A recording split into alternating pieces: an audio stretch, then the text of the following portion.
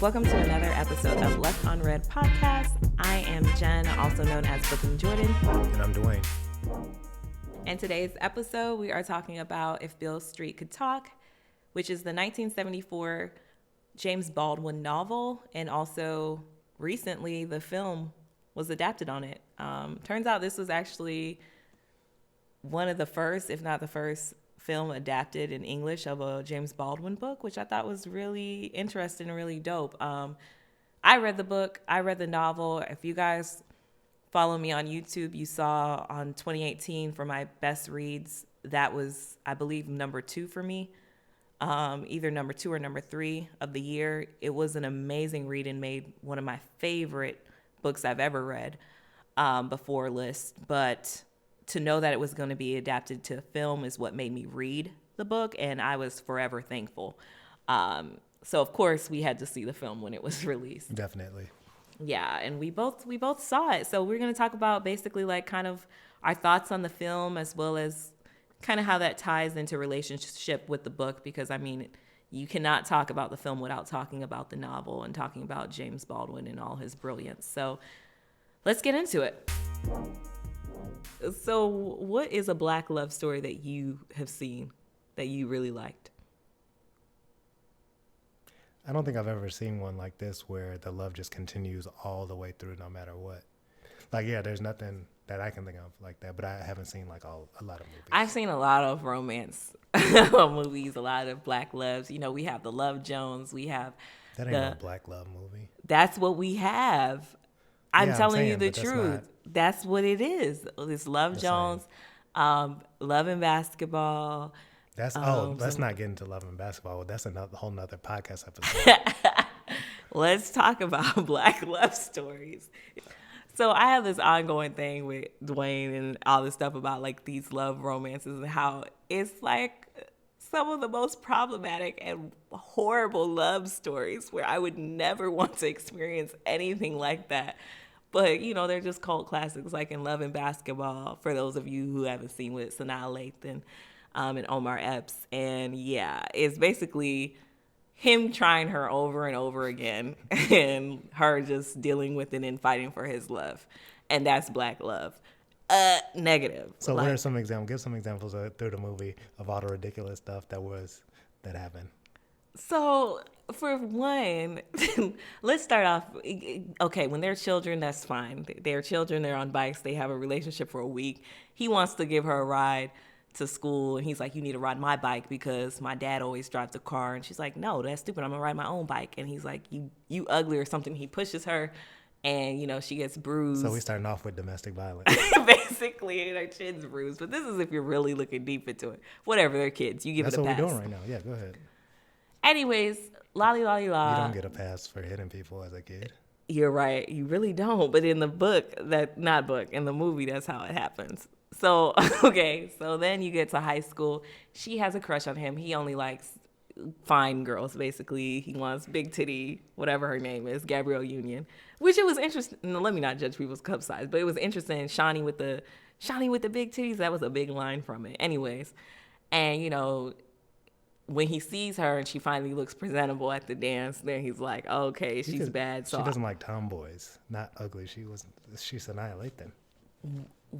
From his perspective, she wasn't attractive. Yeah. So another scene, I mean, if we get into it later in high school, when they finally whoop-de-woo, he finally notices her at the prom, even though he had a date with another girl, Shawnee Easton with the big titties or whatever. He sees her and he kind of wants her now because she looks a little bit sexier and she actually has a really fine date. So he goes to her place and he's jealous, so they have sex, whatever. Now they're in a relationship. Somewhere along the line. This is after he turned her down, right? For the prom? He didn't turn her down. He just didn't ask her out. Oh, okay. But then in college, they have this relationship. He finds out his dad's cheating. Now he's mad at the world. He wanted her to miss like curfew so she wouldn't be able to start in her first chance of starting really in her basketball game. And because she wanted to say, hey, instead of missing curfew, could you come back to the dorm so that way I can still start? He took that as you're supposed to sacrifice basically everything for me in life, even if this is your one chance, even though I've been starting all these times and you have supported me through all this.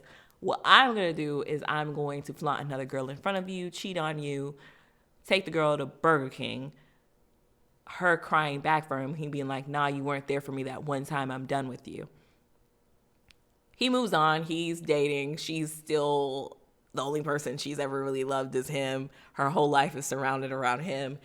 She sees him in the NBA and he gets injured and he's about to marry Tyra Banks, and she comes back and she basically is fighting for his love. So he tells her, hey, no, I'm going to marry this girl. And she's like, no, but we love each other. I'll play you for it. So then they play each other for it. He pushes her on the ground and like fouls her hard and she loses the game. But then he's like, you know what? We can go another round. So he gives her another chance. So in that, they end up happily ever after because they get married and have a kid. So basically, he never saw anything. What he did was wrong. She had to give up her whole life surrounded around this dude. And that's our love story. I think it's flabbergasting as to why anybody would want that in a love story. But it's very entertaining. I've gotten so many lines from that movie. You know. What's your favorite line? Oh, there's so many. One of my favorites, for whatever reason, I can't even do into the mic. Go back, lean back. Maraga! Or they cursing their mamas out in Spain. When she says she puts on the grandma's pearls that her daughter has sex in for the first time during prom. There's just so many good freaking lives in that movie. Like, I just love them. Oh, you know what's another one that I was thinking about since we're in the kind of the holiday season that people were talking about? The Preacher's Wife. Yeah, we need to watch that again. That's a good one. I don't remember all the details, but the whole premise of it is a little questionable. Everybody rooting for the angel to steal somebody's wife. I know. I was like, Whitney, just leave your husband and get with this angel. Oh, yeah, leave somebody's husband. Yeah, the preacher's wife. Like, leave your preacher and get with this angel. It's Denzel freaking Washington. Like, what are you talking about? And I'm literally a kid. I get the concept that it's an angel. They can't really make it. But I'm like, he's in uniform. Y'all can do this. Like, and they have a moment, I think, in the end. We got to watch that now. That's a good love story. Like, Love Jones is another one. What I will say about Love Jones, at least they portray it where it's not like this deep romance. We don't even know if those fools make it in the end. And it's more about Black culture and, like, it might be a little hotep-y, but it was nice to see Black people into poetry. And, you know, they had a lot of Maxwell playing, and they were over here in record stores, and they were like kind of like Black middle class. And it's just, it's a good culture-like movie. And they kind of deal with, you know, she has a rebound dude, and they kind of got a little Love Jones for each other, and they're a little stuck on each other. And even though things weren't perfect, they have this chemistry. It's not saying like they're soulmates. That's why I think I vibe with that a little bit better than Love and Basketball, where it's just this dude literally treats you like trash over and over again, and you're just fighting for his love. Anyways, that was a long tangent to say that these are the Black's love story movies that I had to look forward to. So yes, I am excited about If Beale Street Could Talk being adapted on film and seeing that Black love. So, Jen, how did you feel about the movie, and how did it compare to the book? Okay, so I liked the movie. I really enjoyed the movie. I thought the movie was beautiful, but yeah, you can't tell me how it compared to, because the book I was obsessed with, and it just blew me out of the water. And the book for me was more so like romance on 1,000, as well as touching on the social issues, but I felt like it was equal parts of both. But it was really about Black love, and how with Black love you can't erase the Black part of it and just the issues that comes with being Black. So it felt like a real true love story. The movie was good, but I feel like the only reason it was good for me like that was because it almost affirmed who the different characters were and seeing those people come to life. And I feel like they casted Fonny, the lead male, perfectly. And different stuff like that made me enjoy the film more. It's hard for me to know how I would have enjoyed the film standalone. Okay, so from the perspective of someone who has not read the book, how did you perceive the film? So I thought the film was good. I guess it didn't live up to my expectations or the preconceived notions I had about it based on your explanation of, the love and the romance that was in the book and it being a true romance novel. I think that came across to me, but I think the idea that I had in my head about it, I didn't get to see it on screen because obviously it's not my film. I didn't adapt the film. And also I didn't write the book. So it was a combination of having my own preconceived notions and them not being represented on screen that I think impacted how I felt about the movie. Based on, kind of what you told me about the Don't blame this on me. No, I'm just saying I built a film in my head based on the romance and the love that you said that the book, had in it. And so the way I viewed it wasn't the way that Barry Jenkins viewed it. You know what I'm saying? So you think so? I think he probably just took his own twist because this is based off the novel. Yeah, that's what I'm saying. Oh. My view is different from his view. I guess. He had his own twist because he's his own him. But how you had a whole view of an entire film without even reading the book? I don't know. I didn't have a view of the film. I had a view of a feeling that I would get from the film. Oh, gotcha. Well, from that perspective, yeah, that's why I feel like I was surprised. I didn't see you cry multiple times, which I kind of expected. You know what? I didn't think about that. I actually didn't cry. Yeah, there wasn't any parts that touched me like that to evoke that emotion. But in the book, I cried on a few parts. So that's interesting. But I think the reason I feel like this film was made, this is just me. I think you have to read the book and then see the film because I feel like the film only supplements the book. It puts a face to a lot of the characters, like Fonny. I just love the character Fonny in the book, and I thought they casted Fonny so well. Tish, I feel like it was good enough. It was a good enough fit. It matched. Also, Regina King, of course, she's just a beast. So she did a good job with the mom. And the interesting part, though, this is why it's hard when you read novels because they took out so many parts that I enjoyed in the book. But in some instances, I feel like this was the only director that could have really done this book justice because there's so many points where Baldwin describes so many things. And Baldwin is just so lyrically beautiful and just good with his words, and you're there, you're in the scene. And I was like, how are they going to be able to do this without literally having all of the words flash across the screen? So the fact that, they had a little bit of the narration and some of the quotes were directly recognizable from the book, I felt like those moments really reeled me in and it was good. Plus, I feel like a lot of the emotion that you read in the book, you can't have someone say it.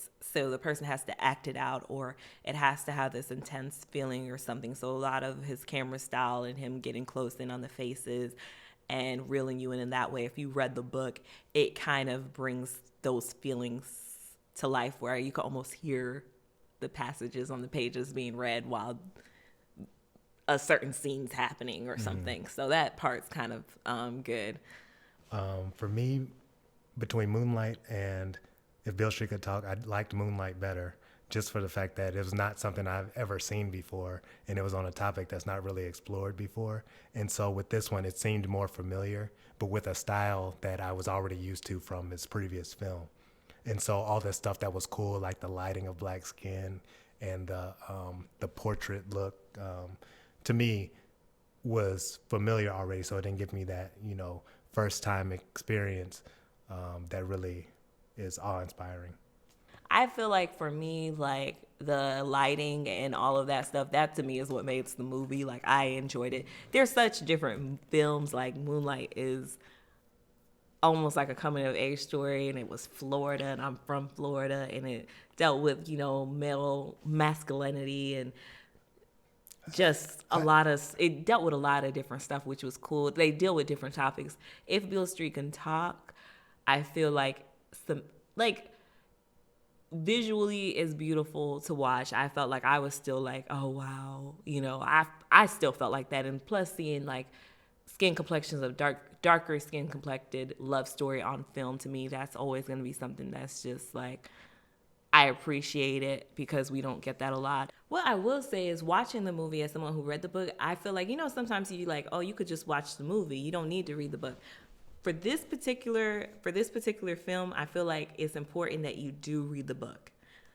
I just feel like this almost felt like a supplement or like a general kind of quick synopsis of the book itself. And it kind of gives you some of the elements, but for you to get that raw emotion and for you to get like a lot of the different themes that were going on within the book, it would be hard to put that into film. I feel like that is a big part of the book, is the emotions behind it. And at least he lets you dive in, where if you have some background knowledge of the novel and stuff like that, seeing the intensity in their eyes and seeing that kind of brings that alive from my perspective of someone who already read the book.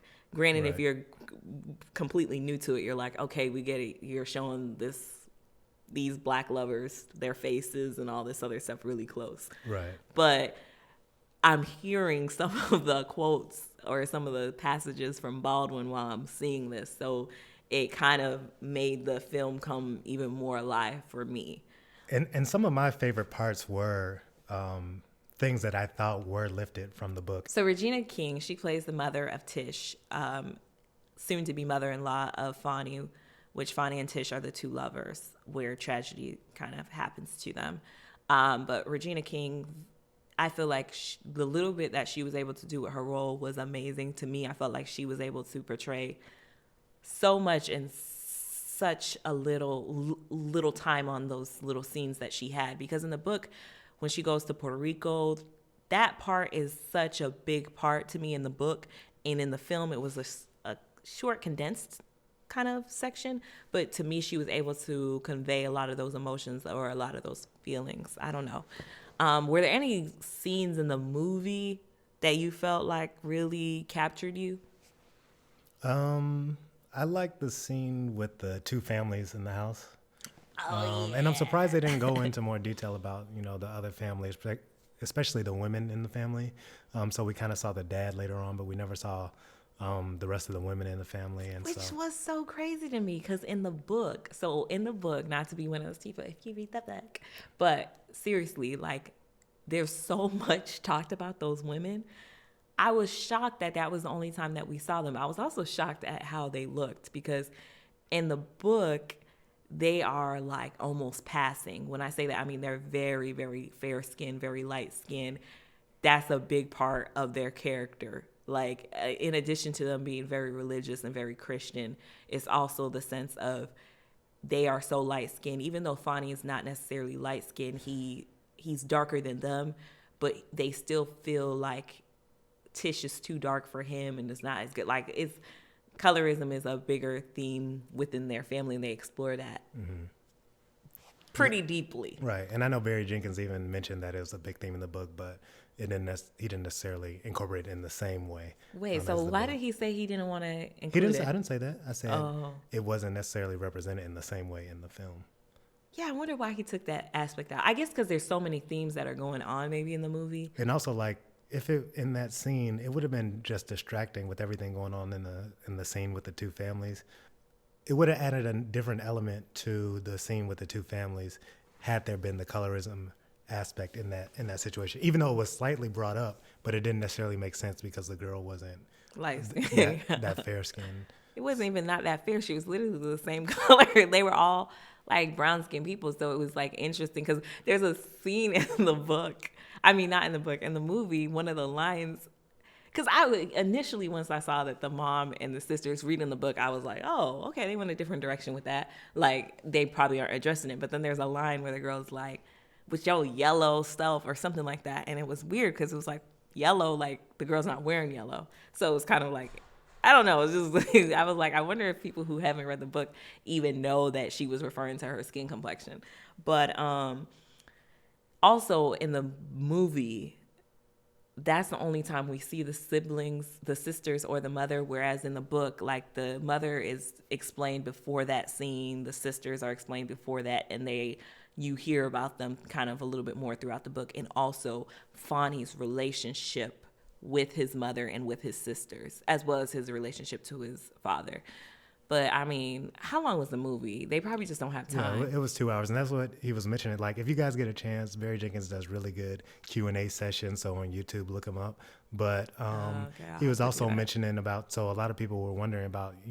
Jen, you mentioned the early part of their life, which was not really included in the movie, but that was like a big part for you when you were reading the book, like in terms of the romance or the love.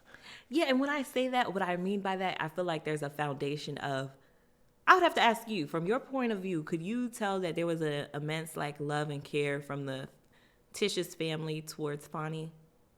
I think so. I didn't get that it was, I mean, I got that it was strong based on kind of their efforts, but not necessarily, I didn't think it was anything different than what maybe a normal family might do.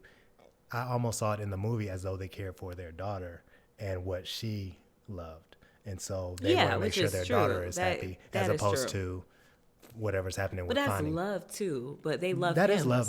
No, but I didn't necessarily see it specifically as, oh yeah, we love this kid. That wasn't even what I was trying to say. I meant, like, did you recognize in the film the different layers of love? Like, when I say romance and love. Yeah, like her traveling all the way over to Puerto Rico and all that. How did you see Fonny and Tish's love? Did you see them having a deep love, or did it just seem like they just see it as deep, like love at first sight type love, like nothing can stand in the way. I knew that even though I didn't know the storyline, I knew that he would never cheat or never do anything bad. I knew that she was just so in love, and they were just, from their whole lives, they have been in love. Yes, it was clear from just the snippets that they showed. Okay, so you did feel like it was a romance film. Yeah, what else would it be? Because when we were talking, you were like, you didn't really get the romance from it. So that's why I was asking that. You were saying you didn't see that romance it didn't aspect. Like make me feel like or something like that. I was thinking that it was going to be so like romantic that I was going to feel something. But that didn't happen. I guess from my point of view, I felt like it was a really good film. I definitely say to see it, but I do suggest, if you are a reader, to read the novel. The novel to me is just a lot better. And I hate to say better like that, but I feel like better at captivating and exploring different facets and different themes. For on film, if you don't feel like you have the time to really read through, I think this is a quicker, easier way to get in some of the major themes in the book. The novel ends different than the movie does. That's another thing just to keep in mind. And I think they try to tie it into more closely to things that have been more prevalent, not necessarily as of recently, but more widely discussed. So the ending kind of falls in line with more current times, I would say. Anyways, let's go ahead and get out of here. We've been talking for enough. Please make sure to email us at leftonredpod@gmail.com. And also, definitely rate us on iTunes. If you enjoy this podcast, please help us out. Give us 5 stars. But we'll definitely answer all the emails that we get, as well as if you have comments and you're watching this on YouTube, comment below. We will respond and hopefully address it in the next episode. Well, we're going to get out of here. So love and light, and we'll see you in the next one. Bye.